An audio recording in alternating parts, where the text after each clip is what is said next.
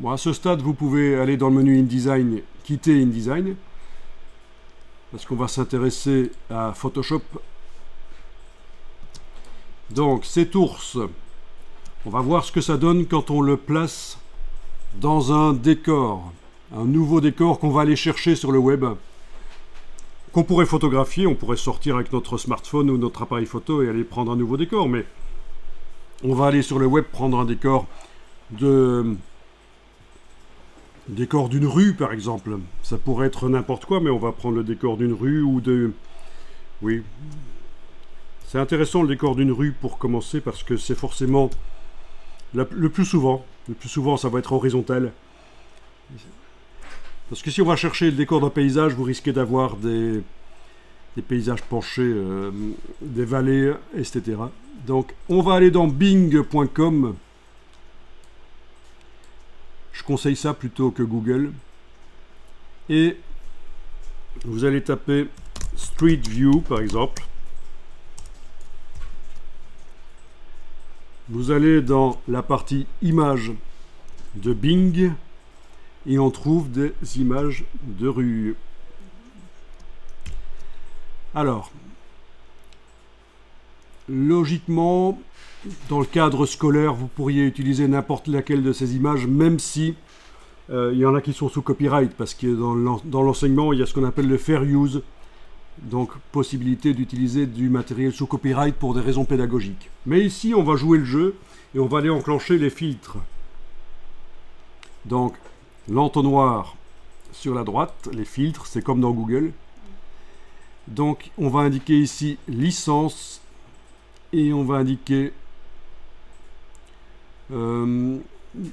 Creative Commons. En fait, Creative Commons uniquement, ça vous propose tout type de Creative Commons. Les Creative Commons que vous pouvez partager et utiliser gratuitement, ceux que vous pouvez partager et utiliser même pour des travaux commerciaux qui vous rapportent de l'argent, ceux que vous pouvez modifier, partager et utiliser gratuitement, et idem, avec en plus la possibilité de gagner de l'argent avec. Donc moi, ce que je vous conseille, c'est directement aller vers celui-ci, qui offre le plus de possibilités parmi les Creative Commons. Alors, il va falloir cliquer sur une icône. Est-ce que vous avez la même que moi qui arrive? Bon, ben essayez celle-là, ça vient de Wikimedia. C'est-à-dire que c'est Wikipédia, donc c'est forcément du Creative Commons avec le plus de possibilités. Vous avez l'image qui arrive là, il faut absolument afficher la vraie image en cliquant sur Afficher l'image. Le bouton Afficher l'image vous permet de voir la vraie image. Ah, je n'ai pas fait de restriction dans les filtres pour demander des images qui ont un certain nombre de pixels en largeur et en hauteur minimal. J'aurais pu dire je veux des images de minimum 1500 pixels de largeur et de hauteur, ou 2000 ou 2500, peu importe. Dans ce cas-ci, je vais utiliser celle-là. On va enregistrer. Allez-y. Clic droit, enregistrer l'image sous. Ah, ceci dit, on n'est même pas obligé de l'enregistrer. Attendez. On peut la transférer directement du navigateur vers Photoshop. Oui, faisons ça. Faites un clic droit, copier l'image. Ensuite, vous allez dans Photoshop quand vous avez fait ça. Et dans Photoshop, vous demandez Fichier nouveau. Et en principe, vous avez ceci qui est enclenché, presse-papier.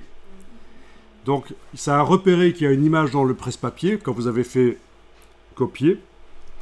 Et il suffit de cliquer sur Créer. L'image Photoshop vide qui va se créer a forcément la bonne dimension pixel